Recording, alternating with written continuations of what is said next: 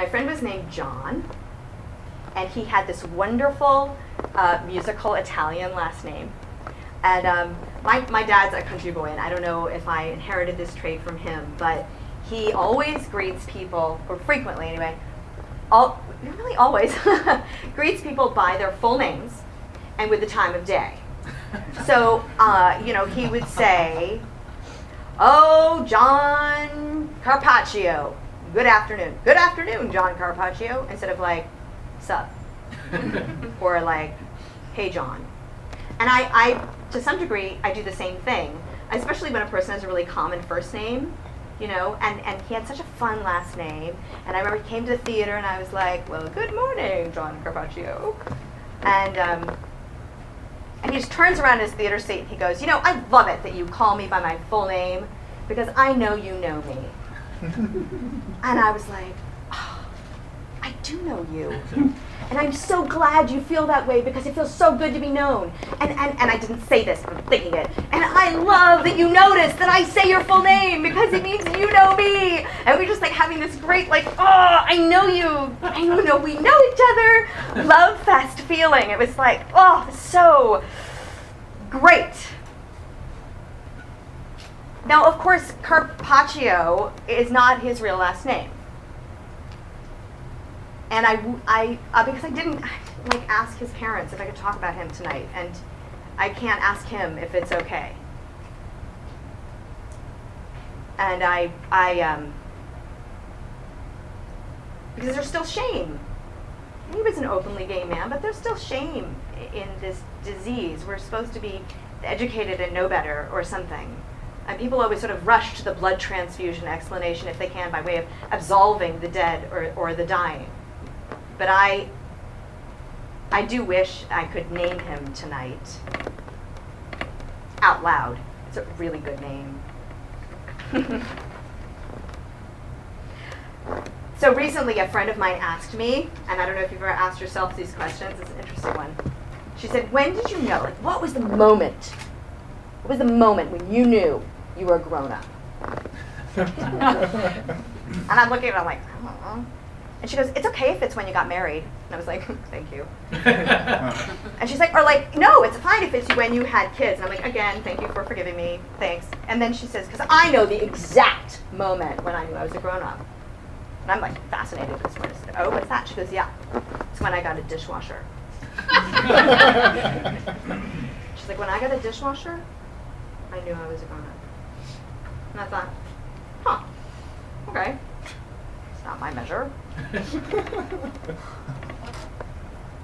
And it made me think, I was thinking, I'm like, okay, so when's the moment when I knew I was a grown-up? And I was reminded of this great story about Judy Garland.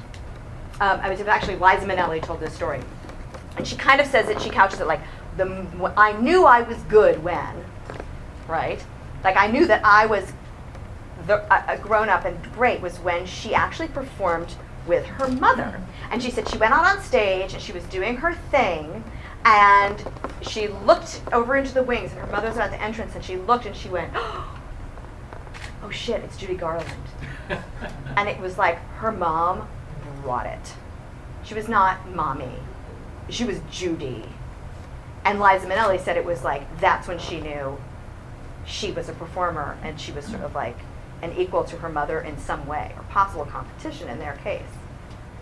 Now, my mother is not Judy Garland, and she literally cannot sing to save her life.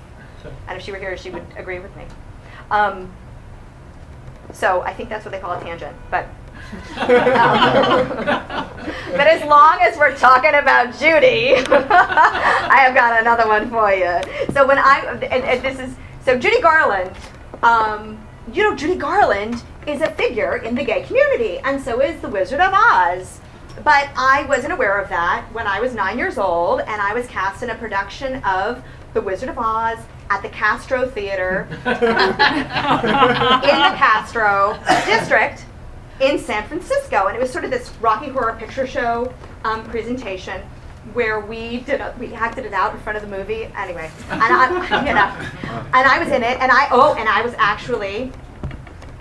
was in drag, I played a male munchkin. I was a member of the Lollipop Guild, and I noticed that the Wicked Witch of the West was a man, and he wasn't in drag queen drag. He was just a man dressed as the Wicked Witch, but he always had breasts, like whether he was dressed as the Wicked Witch or not. And he changed in the ladies' dressing room in a stall because it had bathrooms. But he was different from like a dad putting on a house dress for the variety show. And so it was I was in a little trouble parsing it. But one of my castmates rather, like from the city, who was more savvy, informed, it was like, it is a man. And we were all like, oh my God. And then, there'd be like toilet paper on the floor in the stall, and we'd be like, it's we were all so like fascinated by the mystery of it. We were just like, oh, what's going on? And I went home and I told my parents, I said, the Wicked Witch of the West is a man. And my mother said, no, no, honey, the Wicked Witch of the West is a woman. And I said, no, the Wicked Witch of the West is a man, Mommy, he's a man. No, it's a woman, it's a man. And she was like very confused, or rather thought I was extremely confused. Of course, until she went to see the show. And he comes out in front of and makes his entrance, and she was like, oh, oh my.